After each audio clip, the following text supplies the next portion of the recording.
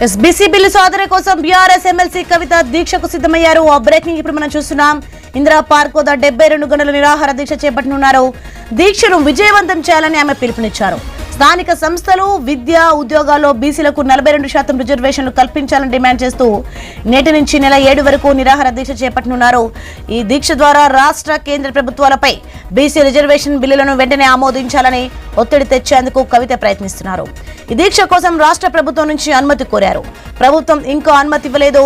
తెలంగాణ జాగృతి, United పూలే front, ఇతర BC సంఘాల కార్యకర్తలు ఈ దీక్షకు ఏర్పాట్లు చేస్తున్నారు.